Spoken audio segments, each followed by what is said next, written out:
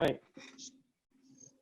All right. Well, today we actually have an extra, uh, you know, speaker that wanted to jump on, Joshua Dirks. I'm really excited to have him on this talk. A little bit about Joshua Dirks. He's a guru in the digital marketing world. He's been in this space for close to 20 years. Just really understanding how people operate and interact online. The past 11 years or so, though, he's shifted to start a social media marketing company where they manage, big companies, social media marketing such as like Taco Time and other, well-known brands out there. And I'm really excited because Joshua Dirks is going to break down how do you really scale, social media and manage it across multiple platforms. I know a lot of businesses want to do that, but he's going to break down, when that makes sense and give you and shed some light on how to do it. So without further ado, Josh, I'll let you take the floor. Awesome. Alex, thanks so much for having me on, man. I'm really excited to share this information and to work with the group here. I appreciate you hosting the conference, even during COVID, to make something happen so we can go ahead and be sharing stuff together. So just really appreciate your leadership in the community, my man, and really helping us. So as Alex alluded to, we started Project Bionic back in 2009 before social media was a buzzword. It was one of those things that, a lot of people had a lot of theories, ideas, prognostications about. When I left my radio job, a lot of people told me I'd be back in 6 months and that social media was only what teenagers did. And now 11 years later, as we sit in a COVID moment, social media has really become the focal point of a lot of brand communication and how brands sustain their business models and or communicate with clients to go ahead and build up demand once COVID passes us, if that's such a thing. But what we find oftentimes is that most people forget that social media is just like every other marketing activity you do. You've got to have a strategy in order to go ahead and really make it fly. So I'm just going to jump on the deck here. We're going to run through about 20, 25 minutes worth of slides, and we'll just kind of fly through this stuff as fast as possible. Obviously, you have my Twitter handle here. You have my About page. I'm more than happy to take additional questions or ideas, or Josh, you're full of it once this is done. So I look forward to fielding some questions and some ideas with you guys. So first and foremost, social media and what it is one of the most powerful communication mechanisms that brands have ever been able to go ahead and harness on behalf of their marketing efforts. The really crazy cool part about social media is that it's not just a one-trick pony. You're not just talking to one part of the funnel. You actually get to go ahead and really procure, develop, and target your target audience and start to bring them along on a customer journey that brings them through the entire sales funnel. And at the end, you got to ask them, how do we do? And if you did great, you get to go through and hopefully they take 3 or 4 friends with them and continue the journey. If you did poorly, you also have an outlet now to go ahead and talk to them directly and really understand where your brand messed up. And so when we think about social media, it's really important not think just about the awareness stuff or not just like the cool images or that kind of thing, but really think about your entire customer funnel and how ultimately you're going to drive those targeted prospects through to create conversions, to create revenue, and ultimately to create ROI. It's Project Bionic. Early on, we created a theme called ACT. It stands for Assess, Create, and Transform.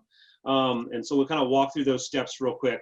The very first thing we always got to start with, and I think that this is something that whether it's Simon Sinek or any of the other marketing leaders, we really got back to why. Why are you doing what you do? Why should your customer care? Why will they believe in what you're talking about?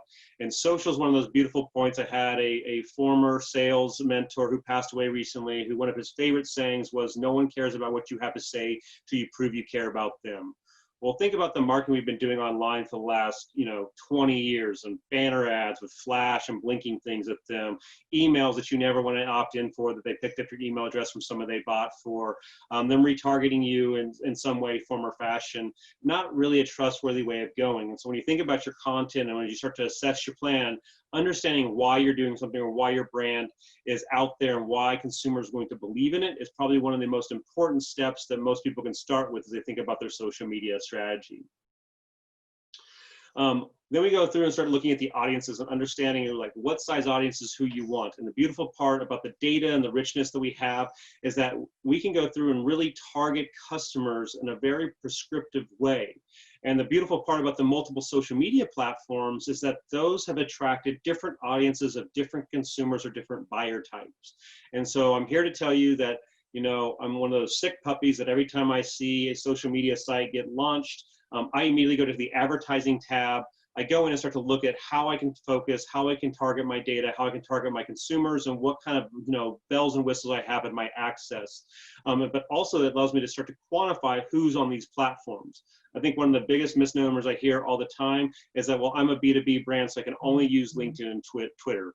That's, you know, one of those beautiful things that just does not hold true in our experience over 11 years in the space. And so really it's more in the assess component, using data to start to inform your creative hypothesis and your targeting mechanisms to go ahead and then figure out which of those social media platforms you should be on. Now that said, we do have early adopters that run across all customer types. And so yes, you're going to find groups of your target customer across all social media platforms. But one of the biggest mistakes I see is people going out and trying to be everything to everybody on every single social media platform from day one.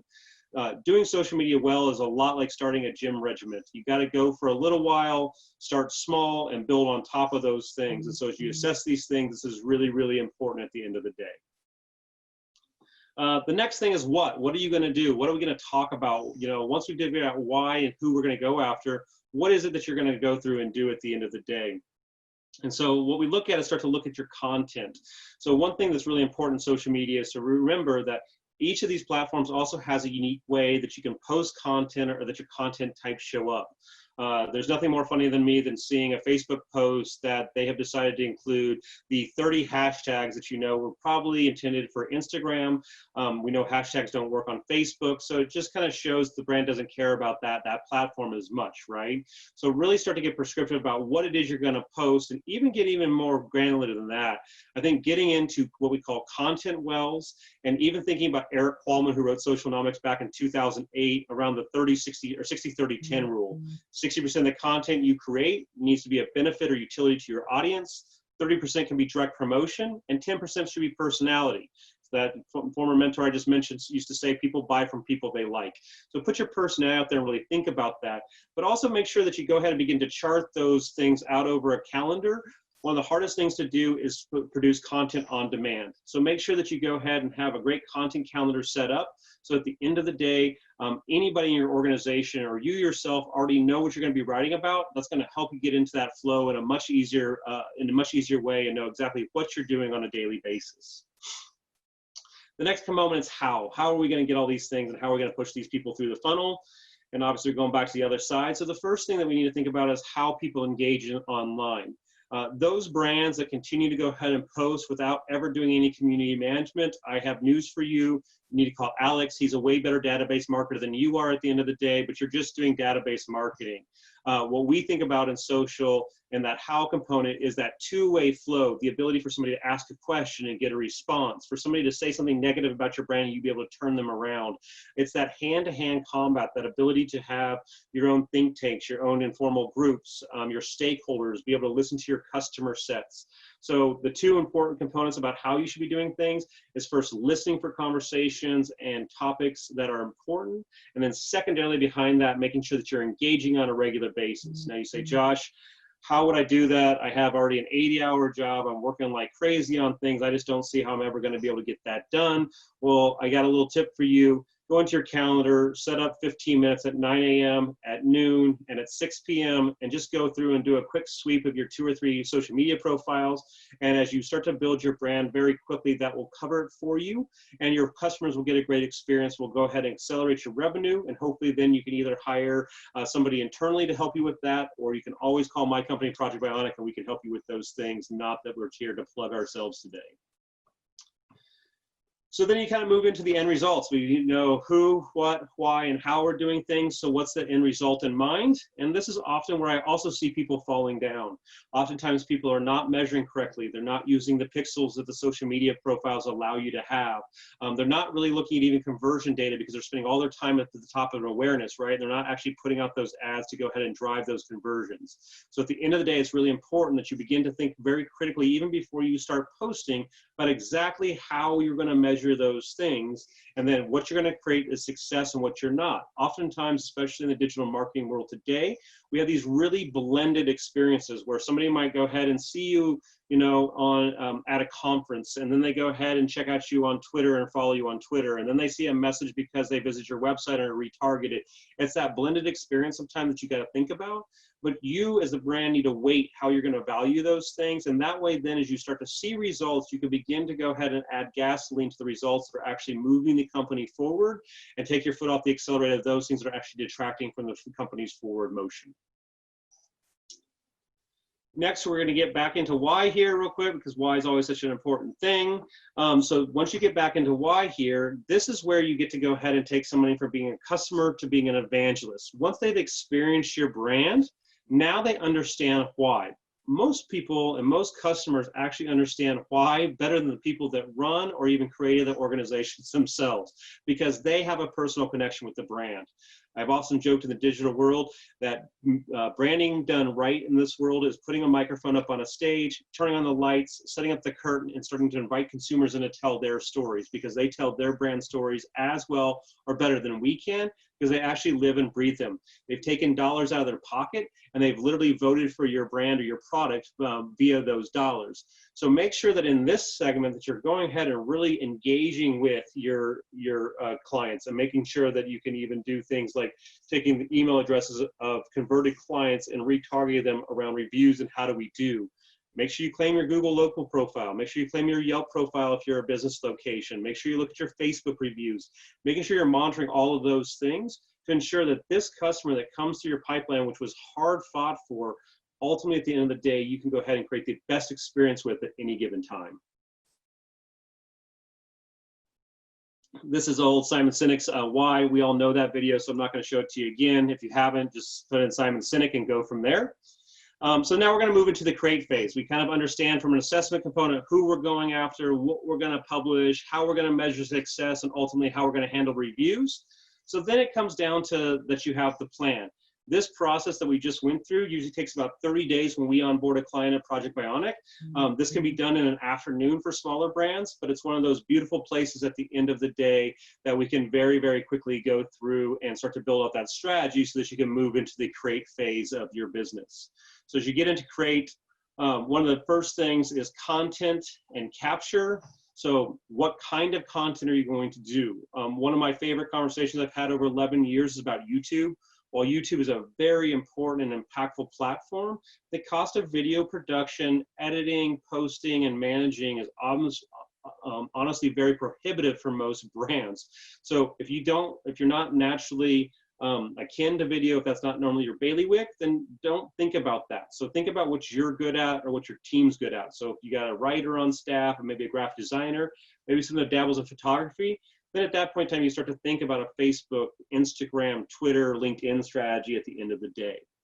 Next, how often are you going to post? I'm here to tell you that as smaller, even larger brands, because the algorithms today is not incumbent upon us to post every day. It's nice to be able to do that, but it's not incumbent upon us. The way the algorithms work today, posting 3 to 4 times a week and putting boosted dollars behind those. Now, again, I'm not talking about large amounts of money, $5, $10, make meteoric changes, and the ability to go ahead and spread content to drive those awareness or those next phases of the customer funnel for you. Always use a content calendar. Even if you go and buy a calendar, a paper calendar, every month before you start the next month, make sure you go through and lay out your content wells, put in the days, put in when you're going to post stuff, and that way your entire team knows exactly whenever you're going to go ahead and do things. And as we talked about, you drop those content wells in, you follow that 60-30-10 rule from Eric Qualman, and off you go. And then the final decision you really need to think about is what kind of data are you going to be tracking? As we've seen in Europe, as we've seen in other places like California and now New York, our ability as marketers or business owners to capture our own first-party data is becoming one of the most incumbent things upon us. And we need to be thinking about how we're going to do that, because as they begin to shut off third-party data aggregators, it's going to be really important that you started saving your information so that you can target your ideal customer as you move forward in time. So then we talked a little bit about community management, but the response is super important to things. Community management is key. It's one of the things I pride ourselves at Project Bionic most and foremost in, is we really believe in that hand-to-hand combat, that two-way dialogue, the ability to really go through and help the customer, even whether it's a question, whether it's an issue, or whether it's just passing on a laugh. I mean, how many times have you seen a brand post something funny, a little GIF, and that just gives you a warm feeling about them. I watch so many people talk about customer-centric. However, I go to their Facebook pages and watch thousands of people sitting around, not going ahead and getting answers and things like that. So really think about how you can make that customer-centric move with your social media. Remove the hassles. People don't want to jump over walls. Think about how time-starved we were before COVID hit.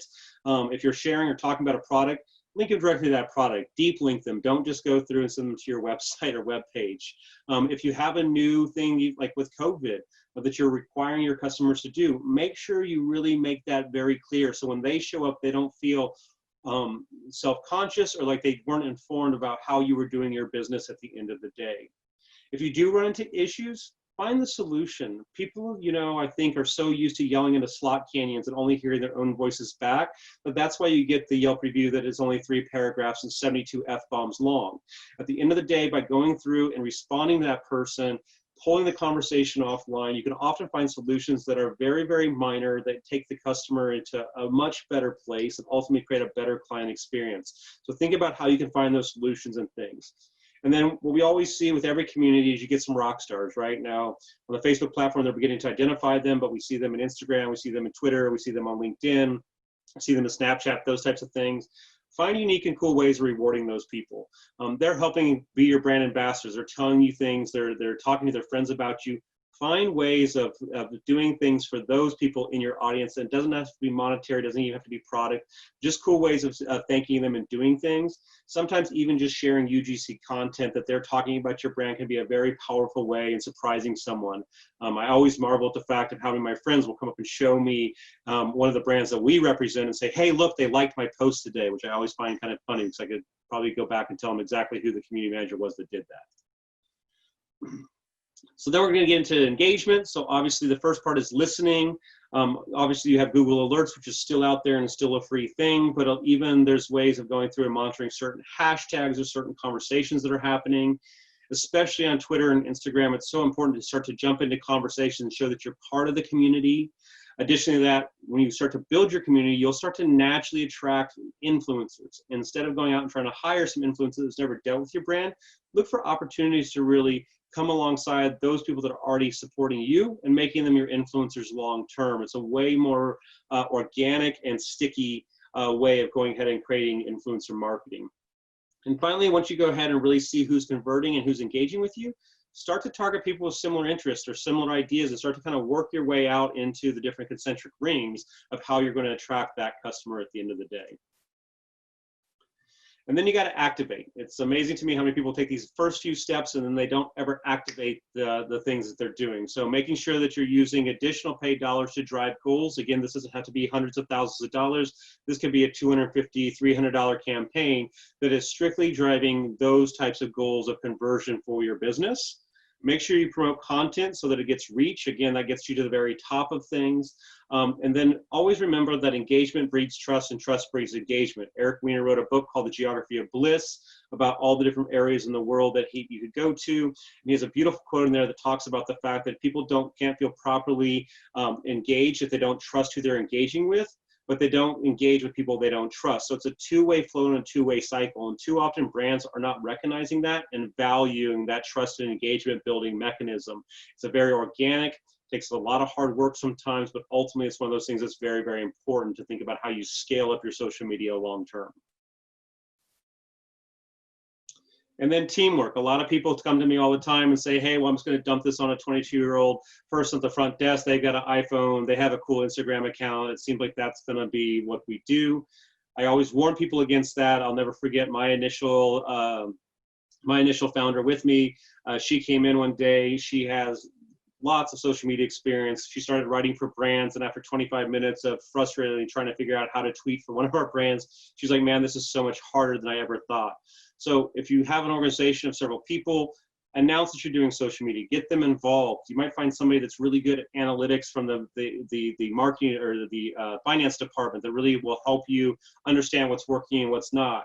You might find somebody in your shipping department that just, man, they have a great iPhone or a great Android phone. They know how to go through and take cool pictures that are behind the scenes. Harness them and bring them in. But really think about how you can take this from being one person's job to truly creating an organizational kind of watch for what is social content and how they can be active and make sure they feel like that.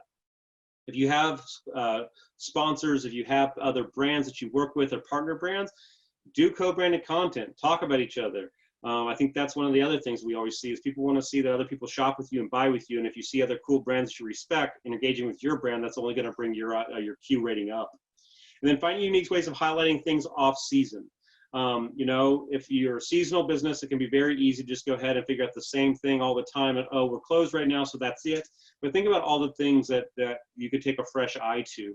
One of my favorite things is sometimes walking through somebody's business, I'll point something out, they're like, that's been sitting there for 40 years, no one's talked about it until you just mentioned it. So there's a lot of things usually lying around in our businesses that are very interesting to people outside of our walls. And make sure you take a fresh set of eyes to your own business at the end of the day. So as we turn this around, we have to evaluate then. So you got to measure, learn, and do it again. I think that's really important. So understand what you're measuring, like we talked about earlier. Make sure that you learn from those things. And then what you're doing well, begin to amplify and continue to ramp up and see if it holds true.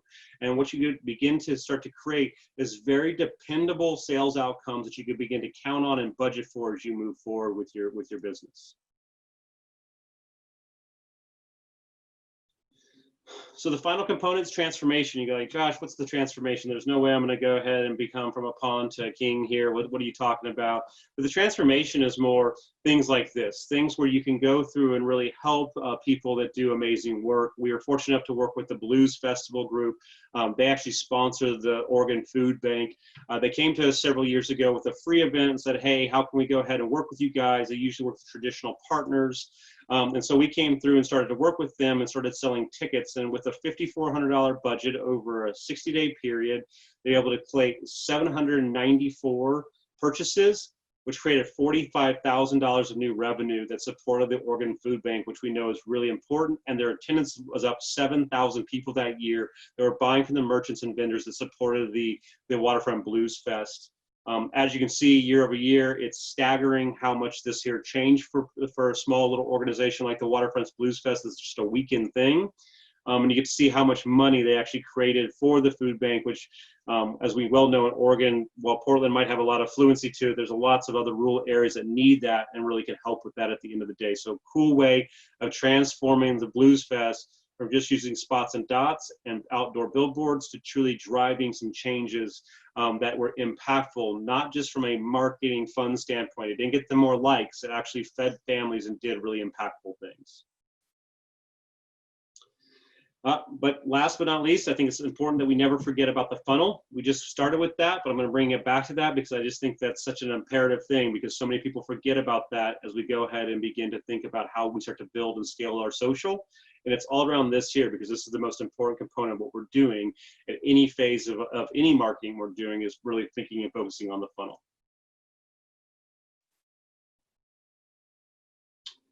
So that brings me to the end of my session. This is my email address here. You're more than happy to go ahead and jump in and send me emails, ask questions. We are offering free COVID analysis of social media sites right now. So if you want an audit, please let me know. We'd be happy to give you an audit to kind of help give you some insights and things. We really want to help support the local and regional businesses here in the Puget Sound. Mr. Alex, I thank you so much, man, for being patient with me and having me back on. It's been really fun to kind of download the information with your crew, and I hope the conference goes off really, really well, man. Yeah, absolutely. Thank you for taking the time. I know you're extremely busy. I really appreciate you taking the time to do this talk and walk people through a framework to how to build a successful social media marketing framework. And what I'm going to do, so we have a Facebook group, the Digital Shift Summit. I'm going to post Joshua's contact information on there, so you guys will have an easy way to be able to get in touch with him. So if you have questions and you need to do an audit or anything around social media, feel free to reach out to Joshua. He's definitely, as you can see, he's worked with some big brands, and they really understand the framework and how to build from the ground up and how to grow. So thank you. Thanks, Alex.